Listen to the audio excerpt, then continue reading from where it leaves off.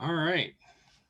So tonight, what I wanted to talk about was one that I think trips up a lot of people, and that's how to write a great accomplishment statement. Now, this is the model that I use when I'm working with folks. And so I want to talk through some of the components of it for you so you have something you can use to write a great accomplishment statement. And so we're talking about what that means and then how to do it, and then we'll have some QA afterwards. The key point here is that I think too many people diminish what they do and they say, well, that's not an accomplishment.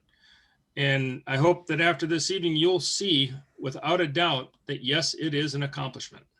I assure you. So let's take a look at this, right? The problem with many resumes is they don't really list out those accomplishments, or more correctly, they often list what I call pseudo accomplishments. So they miss the quantification of it. I did this. I improved this. That's a great start to an accomplishment, but it's not the completion because it requires some context and some results. And everybody says, well, that's too hard to do. And I'll agree that it is if you don't have this magic patented process that I'm about to share with you.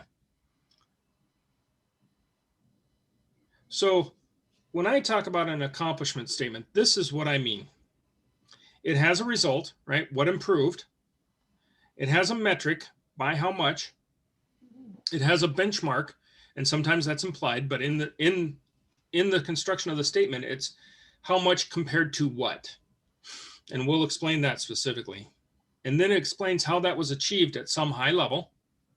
Was that the skills? Was that the value that you used, like character, ethics, loyalty, duty, trustworthiness?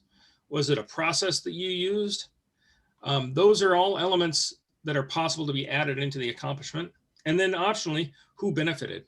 What this is sometimes if you have enough room or enough, if it's important enough, depending on what you're doing, you might want to add some sort of context to it. Like the setting of the issue was X, our customer was not getting their issue resolved, right? So let's move to the next one. This is the start of all accomplishments. Now, I know a lot of you have heard of STAR statements, and they're fine. There's nothing. This is actually a shortened version of STAR. It's called Problem, Action, Result, or PAR statement. And the reason why I like PAR statement is it's less words. That's pretty much it. This is a shorter way to encapsulate an accomplishment. So summarize the issue, right? What was the issue or concern for your customer or for someone else? Because remember, you're generally speaking, solving problems for others. You're solving problems for the business. You're solving problems for your internal customer. You're solving problems for your team. There's some service you're giving to someone else, right? And so what was their issue? What was their concern? What was their problem? And then you list out what steps you took to solve it, just like in an action STAR statement, the action and STAR statement. And then the result, which is also part of this STAR statement. What was the benefit to others?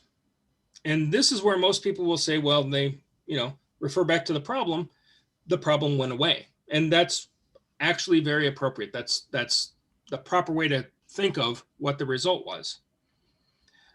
The question comes into how much of the problem went away and by how much did it improve? I want to offer an alternative for you guys, what I call a care statement. And I made this up, but for a reason. You'll notice that it says crisis, action, result. And then at the end of it, it says emotion. So basically, the crisis, action, result is the same as a PAR statement in essence. The difference is, how did they feel before? How did they feel about the problem after you solved it, right? Because the key element is if you solve that problem for your next employer, they're going to feel the same way. And I want to tell you a little quick story about how I developed this.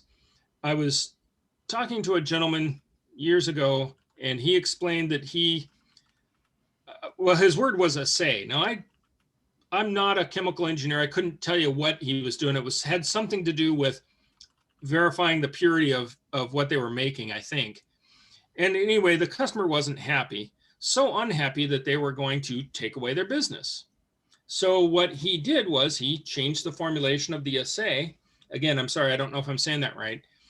And that solved the problem for the customer.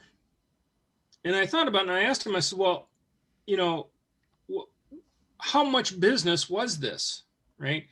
And he said this one customer represented about 50% of the business revenue.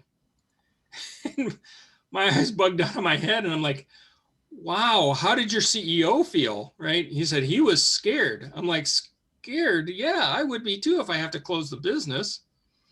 I said, how did he feel afterwards? He goes, oh, he felt good. I'm like, no, I assure you, he felt saved, right? You just saved that business from shutting its doors because a 50% drop in a major revenue source, that's critical, right? And where I adapted this was there's a lot of situations where, especially, right, you might want to refer to an emotional result instead of a number result. So, like, say you're in healthcare, right, or you're in counseling or whatever, it's not appropriate to say sometimes, right? It's not appropriate to say, well, people achieved a 32% reduction in, death rates or something like that. You may not want something like that on your resume, where you might want to say people felt, people moved from feeling confused to feeling calm and assured, or people moved from feeling emotionally stagnant to emotionally motivated to succeed, right? And so you can quantify is not the right word. You can distinguish an emotional state before and an emotional state after, and that's a valid measurement of a result and a value.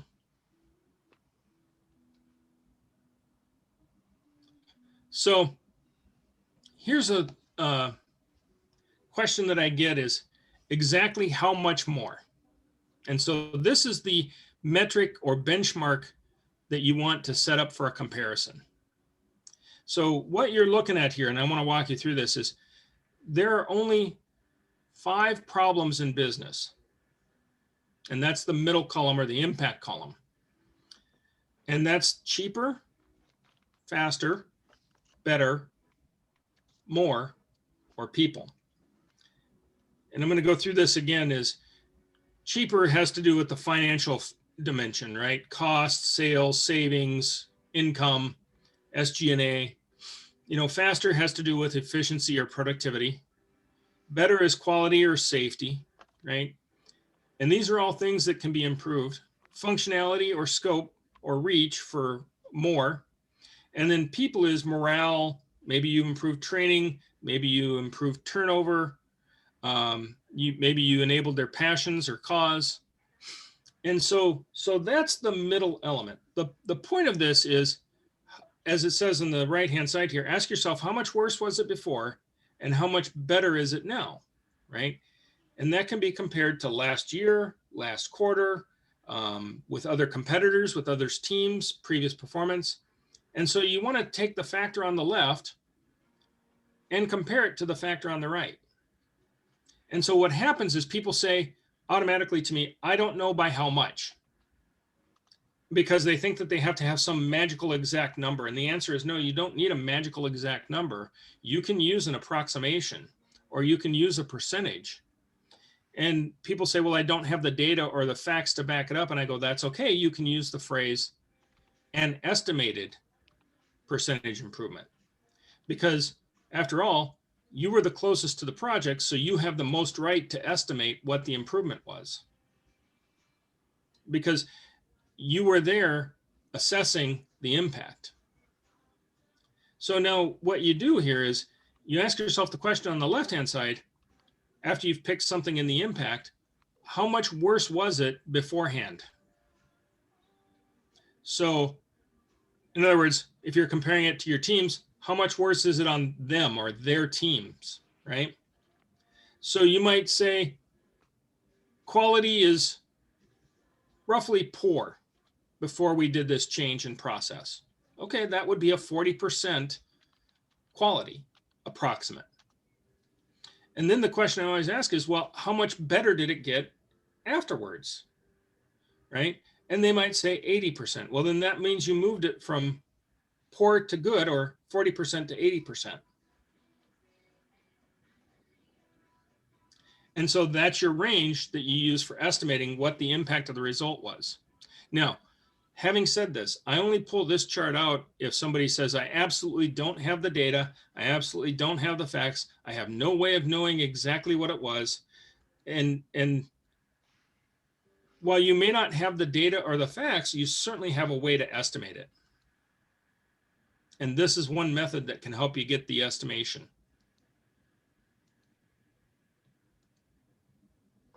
And here is the magic method.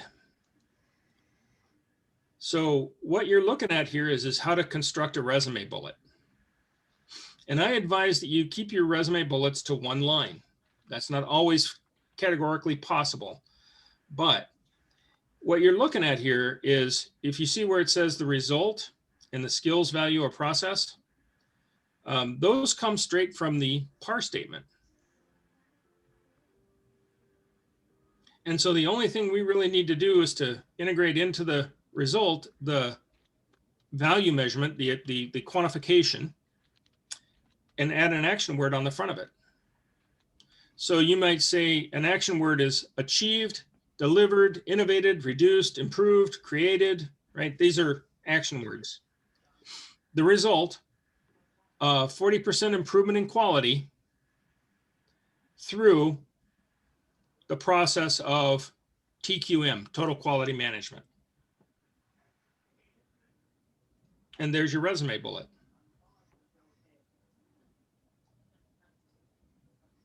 So what this allows you to do is very straightforward. From your PAR statements that everybody encourages you to do for interviews, turn those into accomplishment statements, for your resume as well as for your interviews and networking. Because, and this is one that I like to do, is in the example that we just used, when somebody says to you, hi, who are you? What do you do? Instead of saying, well, I'm the unemployed guy that's looking for work as a quality manager, you can say, I'm the guy that's able to transform quality from 40% to 80% in under 6 weeks through TQM. In other words, you can, even though you can't say I'm a professional title at that point, you can claim the accomplishment as your identity.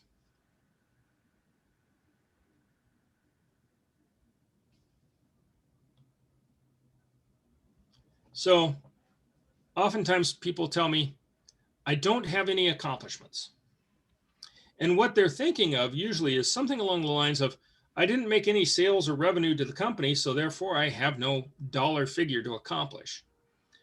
And while it may be true they didn't work in sales, it's not true that they don't have accomplishments, because there's 4 areas where accomplishments generally fall into. And one of them is the idea or innovation. I created a process to save X number of dollars, right?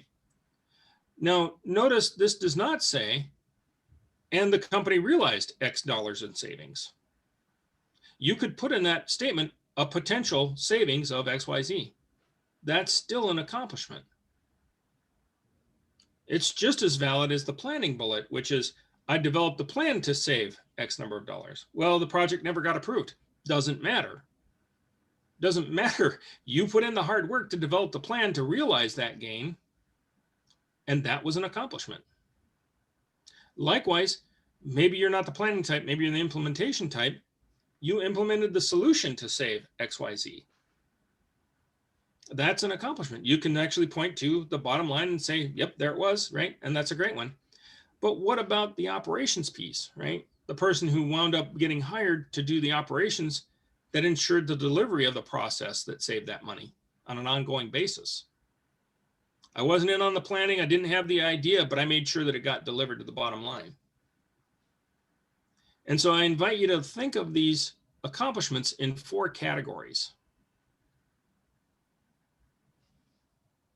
So at this point, what questions do you have? I'm going to stop sharing the screen so that this doesn't stay on the screen. We can go back to gallery view mode. Are there questions that people have about that? So Alan, this is Ron. Hi, Ron. When actually building the resume, I understand these are bullets, but do you actually put them in bullets, or do you just put them in the resume as, I don't want to say sentences, Yeah. without the bullet font in front of it? The answer is either or. I personally prefer to do bullets, right? But that doesn't, I tell people when I'm, oh, look at your resume, but I got to tell you, my opinion is like an armpit, right? Everybody's got two and both of them smell. It's the same way about style, right? Is my opinion doesn't matter, but then neither does yours. The only opinion that matters is the hiring manager, right? So if the hiring manager wants to see it in a sentence, then by golly, we're putting it in a sentence, right? So yeah, you can do either way. Absolutely. And to further expand that, I personally prefer to put these as a section called accomplishments, right? And bullet them out, all called out. But that doesn't mean you can't put them in with each, if you got a chronological resume, put them into each work history. That's an acceptable way of doing it too. With bullets, though, I would recommend only the little dot. Don't get the little fancy ones, because a lot of the applicant tracking systems balk at those and put weird things in. Thanks for asking the question, Ron. Yeah, Alan, I like to say with resumes that they're kind of like fashion. Yeah. You know, they changes every season, and you got to find what fits comfortable for you. Yep. I like that. Other great questions? A question, Alan. Yeah. I love what you said about claiming the accomplishment as your identity. Why do you think we're so reticent to own our accomplishments, or to put them out there and be loud and proud about them? Well, I think that's actually a great question for Michelle, generally speaking. Because that's her niche for helping people work on things like that. Me personally, I found that from my own personal perspective is that it seems like it could be boastful, right? And I've even had cases where people have told me that I need to dumb down my resume or stuff like that. In which case I tell them, well, then you're obviously not the right fit for me, because this is what I've done, this is what I've accomplished, and this is what I'm about. And if you want that kind of help, we should talk. But as far as for doing that, I think one of the things that's in context that doesn't get put into bullets, right, and does need to be in the conversation is I had a lot of help with that accomplishment, right? That was a team effort. It wasn't just me that did that. I worked in collaboration with a bunch of other teams to make that happen. Alan, if I could. Yes, please. I think just to add to that, and Alan's probably sick of me saying this, and same with people that know me, it goes back to that veteran aspect that we always seem to do the we, not me. But I guess when I go into my resume and do it, it's probably the most arrogant I'll ever be.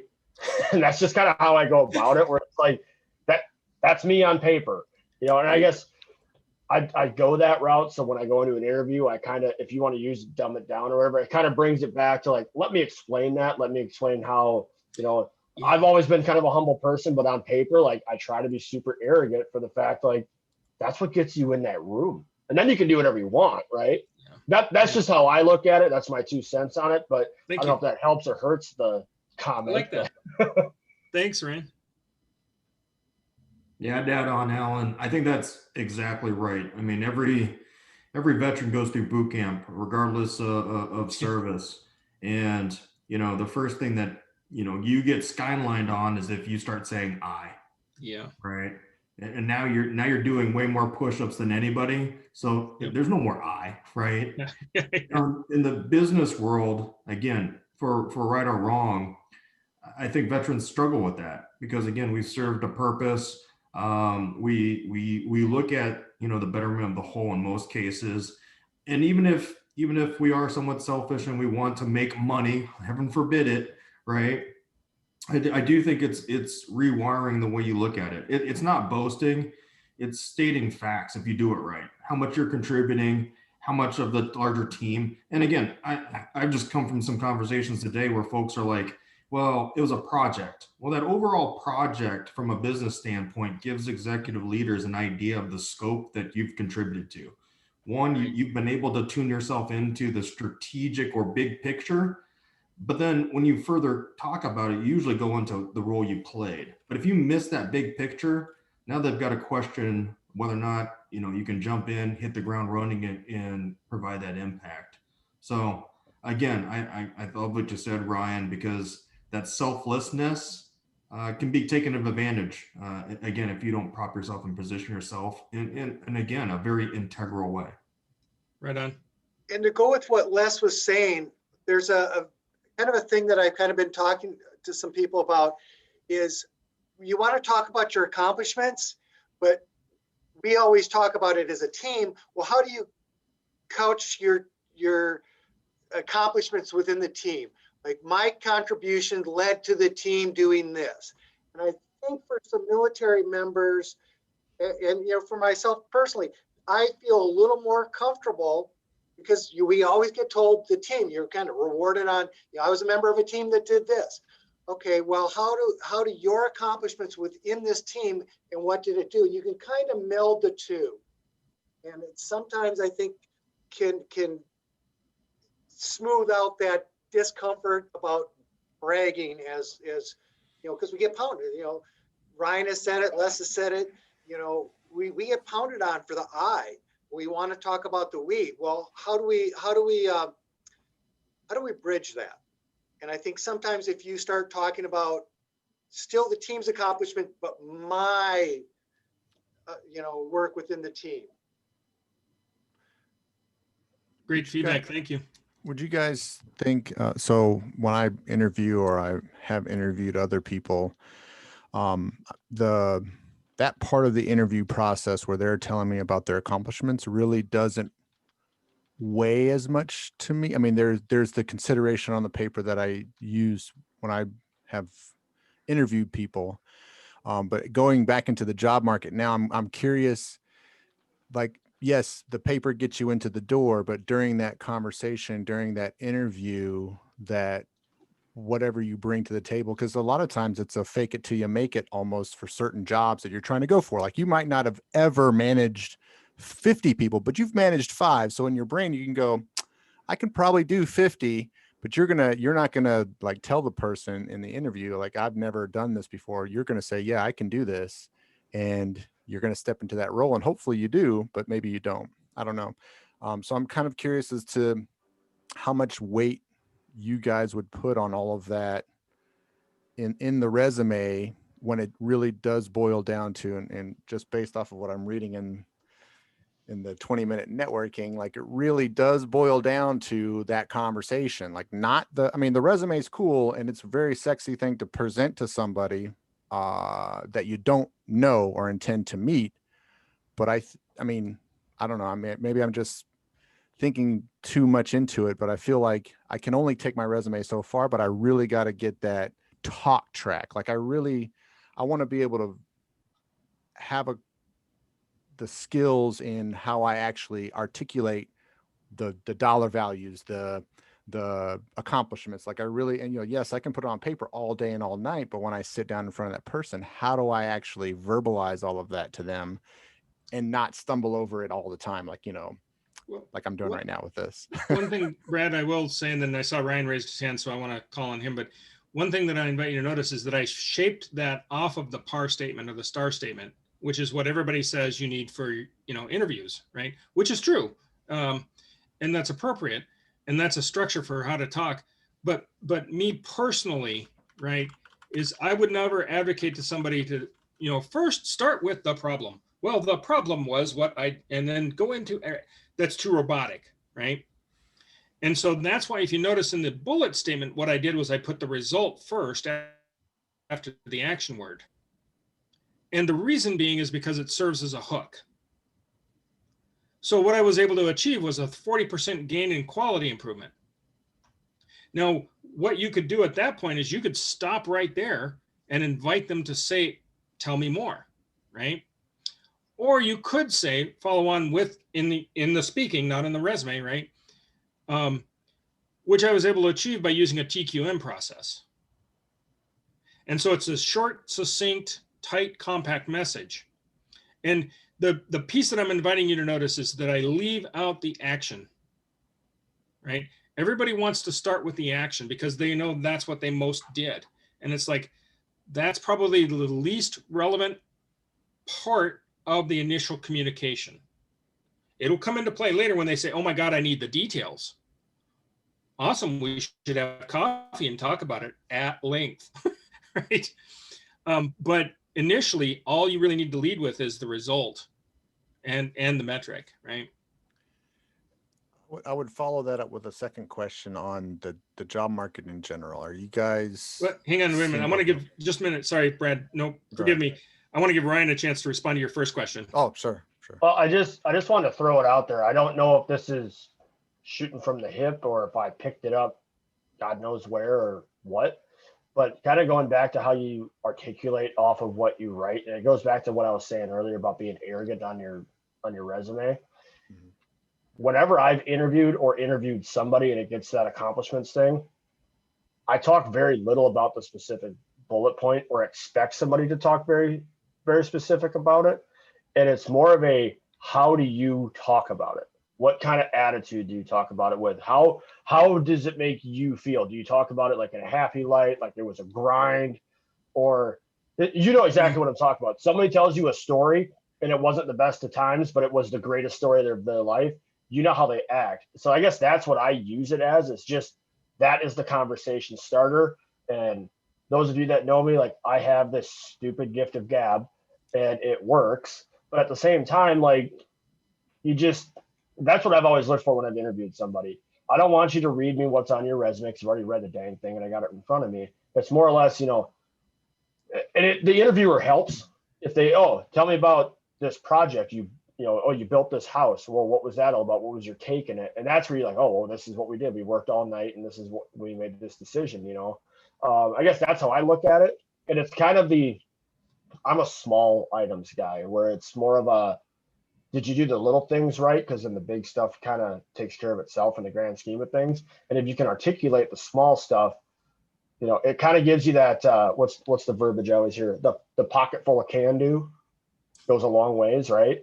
So that's how I go about it, instead of trying to back up whatever statistics or quantify you have in there. More or less just make it like I don't want to say get mad about it, but like dig into it, A compelling narrative. Right. Just get emotional with it, because that people see that. You know what I'm talking about. You've had those conversations. That's my 2 cents on it. I'm not saying that's the letter of the law. That's just what works for me.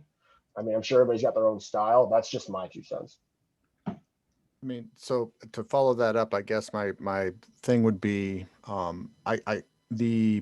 obviously position dependent interview style would, if you're applying for the janitorial position at, Target, then you don't really need the executive leader interview skills for that position. But I'm curious as to when you would need to change your tactics as far as how you interview, or is there if you're going for entry level management, do you use these types of statements, or executive level? If you're going for a director or a VP, does that change? Hey, Brad, one of the things I might offer you is during our breakout sessions, you might want to have a breakout with one of our coaches here and explore that question in depth, because it sounds like you've got a lot of follow-on questions, which is good, right? That's why we're here. But it sounds like you've got some specific situations that you need answers to. And I think there's a lot of people here who would be happy to help you with that. Hey, Alan, can I address just a couple of cool points that I think everyone can benefit from? The first being, yes, there's always going to be things you can tailor to specific jobs and specific levels, right? And I do believe that coaching prior to going into those situations is super helpful, right? Because it'll get your story down. But going back to some key points you asked in your first question is, you want congruence. You don't have to talk in depth about all your bullet points in the resume. but you do want to hit on that because that was a precursor for them to invite you into the interview anyways. And then from the interview, you want to share your story. The thing I love about Alan's, breakdown of that is in the interview, I've heard people talk way too much about one bullet point. And, again, they spend way more time, like Alan said, on the action when they should have just summed it up and left time for more questions so the interviewer could actually get to know them, or for you to ask questions, right, about the company. And the last piece that I think was critical about what you were sharing is that, yes, a good interviewer, especially the hiring manager, director, VP, will want to understand your story. Just like we've done in the military, that one guy that comes back from theater and he's got a bazillion photos and more like souvenirs from war than anybody else. That's usually the person that I ask the questions about, like, hey, where were you at? What'd you actually do? Right? Oh, we went in and we invaded Saddam's palace. I was like, well, who's we and when were you there? Well, we were doing the things and the stuff, right? And then usually the person that comes back that has no, just like happy to be in the, just kisses the ground after coming to the flight. It's like, where were you at? Yeah, we took over Saddam's palace. We were there on Tuesday and you had a whole bunch of, they're the ones with the actual story. And if you can get those pieces there, right, and convey that and communicate to the interviewee, that's giving them something to grab onto. They know you've done it, and that's what they're expecting you to do when you get into the job, right? They're expecting you to do what you just said for them, and that's a powerful thing. Yes. Other questions or feedback? I wanted to add something, Alan. Yeah. As I'm just swinging kind of back to the whole beginning of accomplishments, and I often find with sitting down and chatting with the folks here are veterans and service members and spouses, and it's the idea of, where do I find these accomplishments? You said, yeah, I don't have any accomplishments, and I always find that it's awesome if, even when you have that first raw resume, your base resume that you've just kind of typed out or hammered out, that's the time to sit down with someone here. Because we find that in you telling us your story and showing us your resume, it's having somebody that we can ask you those questions. And all of a sudden, you say to us, well, I did this thing. And we go like, oh my gosh, tell me more about that. And that's when we ask you, well, so what did you do? And that's where the accomplishments start to come out. And we start to write those down for you. And at the end of that, 20-minute, half-hour, 1-hour session, you have the start of all your accomplishments. We're here so that you don't have to do all that thinking on your own. We're here to help you with that brainstorming. And I'm just speaking for myself, but I think that it's often the way that the accomplishments start. And then someone else here can help you figure out, how do you write those? How do you write a couple of them? Even teach you how to write those accomplishments. So after you get 2 written with us, then you can start writing the rest of them. You can start composing them on your own. I hope this is maybe helpful, some helpful thoughts. Thank you, Michelle. I agree with that. Is that the automatic trigger is, I don't have any accomplishments. And the brain goes into shutdown mode and you're like, I'm done. It's like, oh no. Tell us a story. So other feedback or comments on the presentation?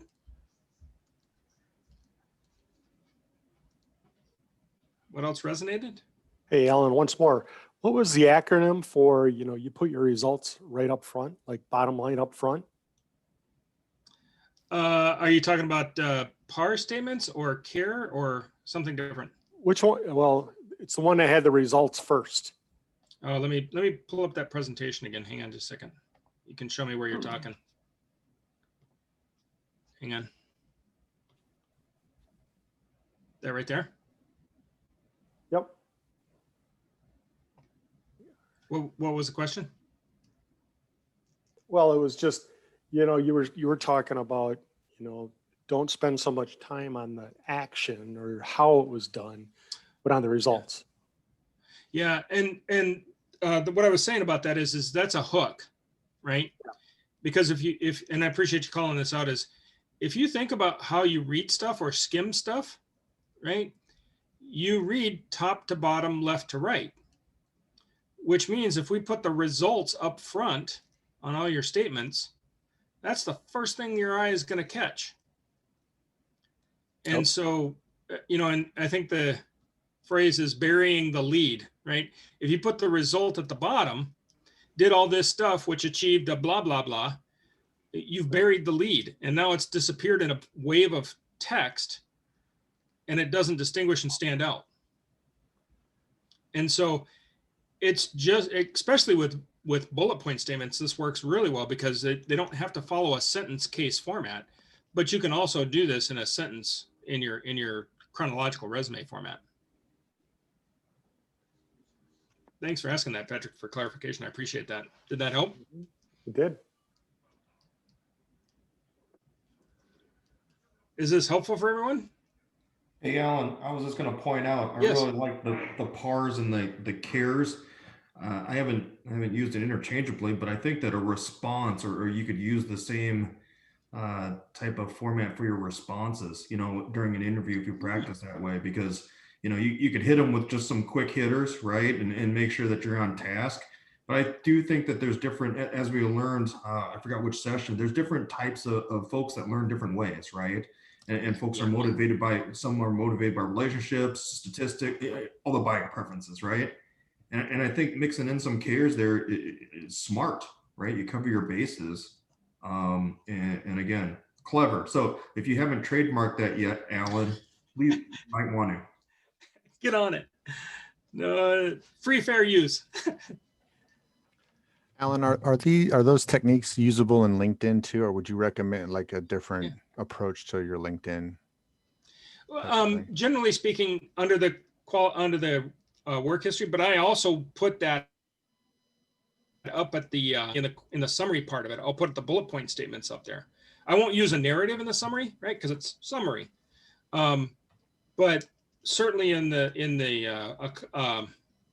work history, it definitely goes there.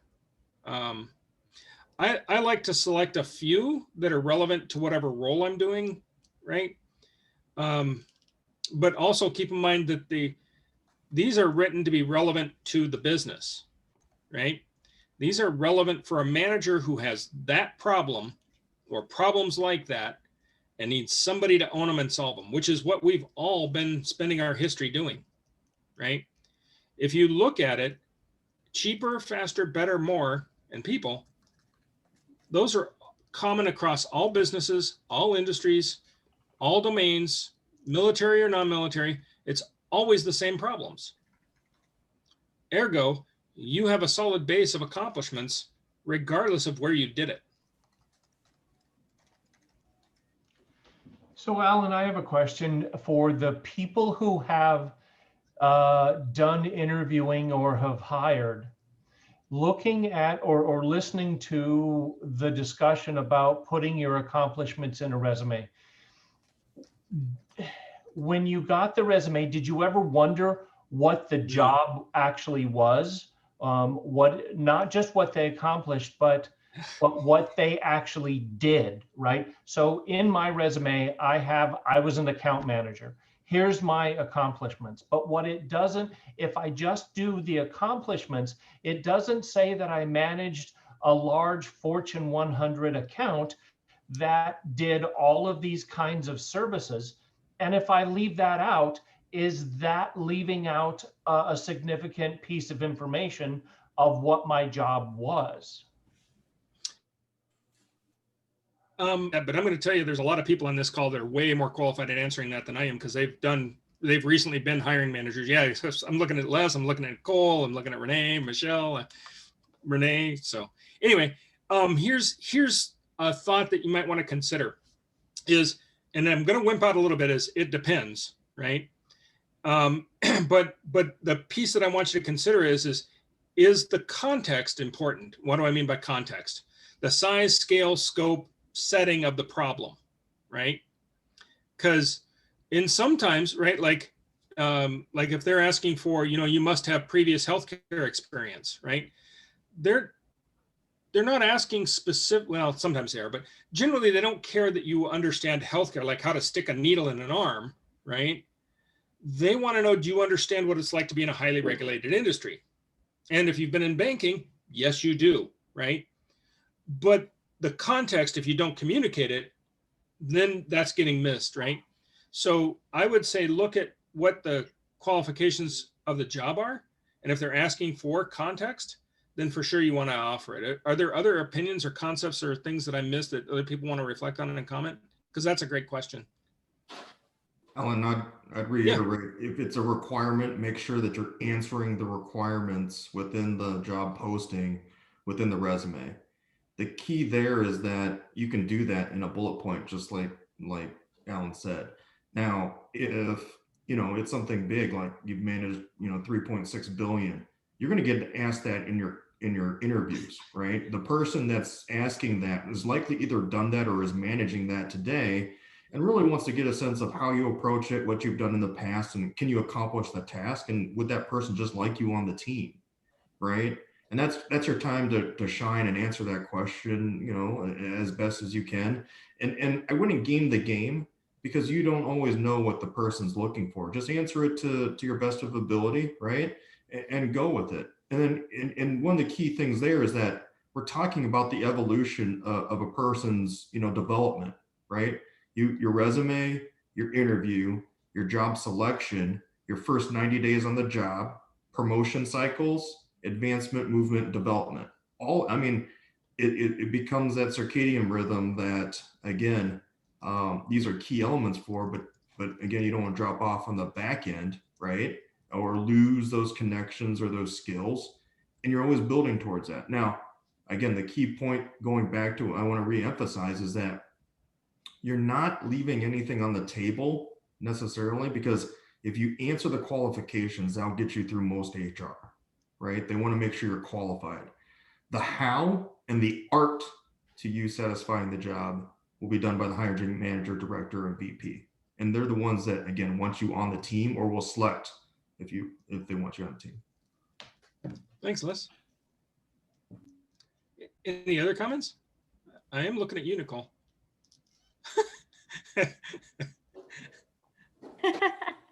No, I don't know if I have anything like unique, like specific outside of kind of what Les has already mentioned. I think for me, I really focus on like the core competencies and the strengths and what are you specifically bringing to the table. So I think focusing on that as opposed to like a specific like qualification. Yes, you want to address that specifically, but how would you overcome that? Or if maybe you don't have that healthcare experience specifically, to Alan's point of like, I've been in highly regulated environment or other things that are parallel to that requirement is important to note and kind of highlight.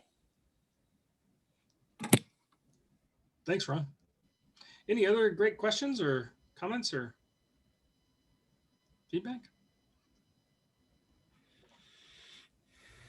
Was this helpful? Awesome. Okay, so I'm going to cancel or pause the recording, stop the recording. I'll use my big words.